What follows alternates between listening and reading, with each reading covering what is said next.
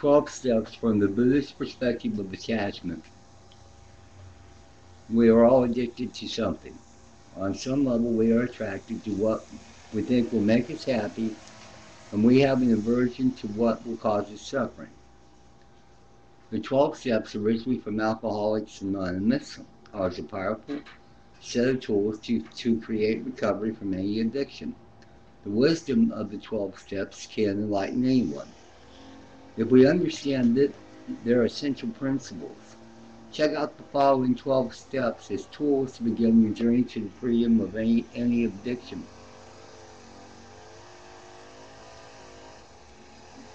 Step 1. For 30 seconds at a time, practice allowing everything in the world to be exactly as it is.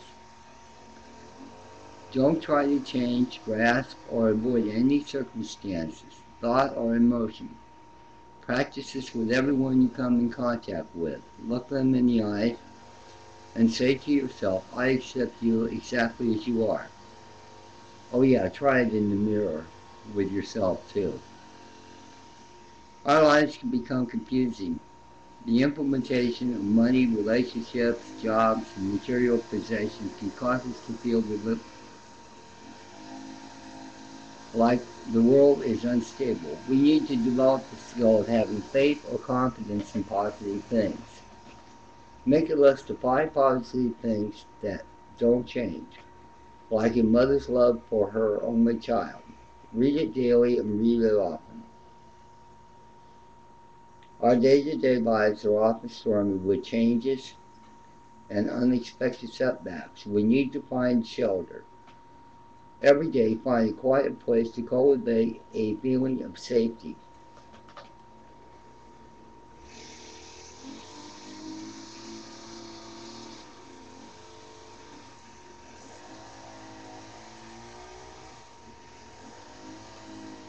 Set up a shelf in the corner of your office, your home or your office. Add flowers, gems, and images of spiritual people.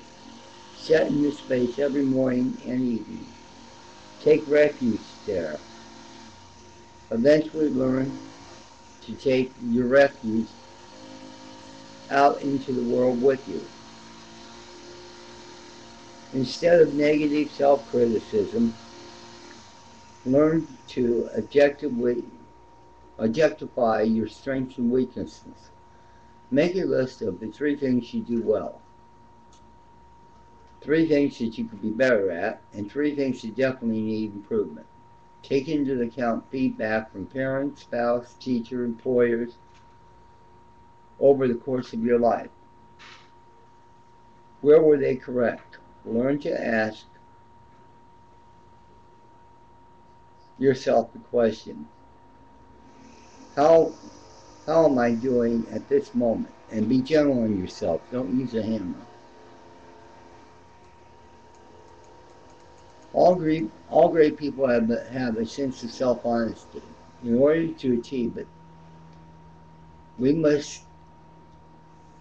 need to take the counsel of others. Find at least 1, but not more than 5 people in your life whose advice you are willing to follow. Invite them to be your spiritual/self-development management team. Read them your list of strengths and weaknesses once a week for a year.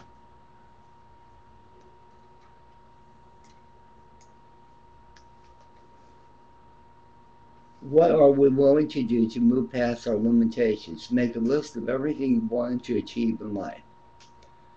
Add to it all the people you admire have accomplished. Looking at the self-examination list will input from our management team. Evaluate how your strengths and weaknesses contribute to or hold you back from these types of achievements. Learning the truth about ourselves is hard work. Staying aware of our truth in light of constant changes in our lives takes humility and courage. Practicing humility by admitting that you are not alone, need help along the path, or are willing to follow advice. In the refuge practice, ask the universe to support to stay in this space of awareness and self-knowledge. We all carry the burden of deep resentment on the nonverbal levels, deep to the core of our being. Our bodies hold the pain, causing tension, stress, fatigue, and disease. How can we release it? Practice the exchange of self or others. In your meditation, spend a few minutes each day offering all the precious things to those whose forgiveness you desire, and especially to those who you have not forgiven. Do this daily, and it does work. We all create negative energy with our attachments and aversions. Because of our actions and emotions, we've caused some harm to others. No one is exempt from this. How can we make it up to the world? Think about the biggest problem. Think about your biggest problems your limitations have caused. And try to make a life practice of giving back in that area. Take a voluntary position. Write letters to prisoners. Sponsor an animal shelter. Join the Volunteers of America. Make it a regular part of your week, and don't skip a week.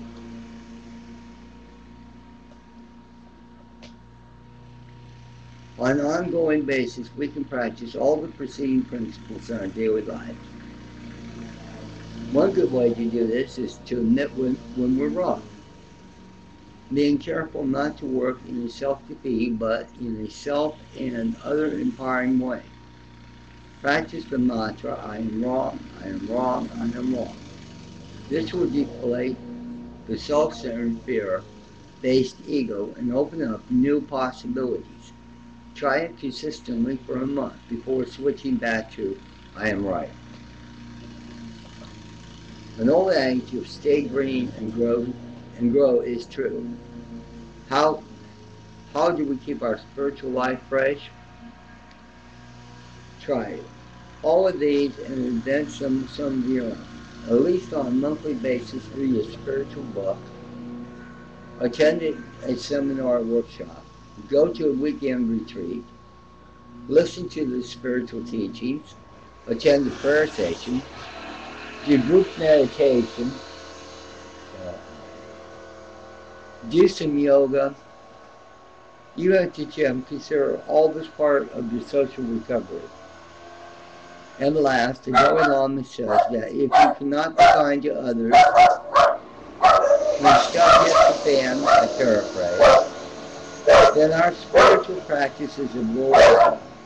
We need to practice unconditional love every day for those we're closest to. Working with some of the meditations above, imagine some of these people in our lives and visualize sending them infinite compassion and love in the form of your favorite color. Develop a feeling of compassion and meditation, then follow it up with actions based on benefiting others. Keep giving no matter what.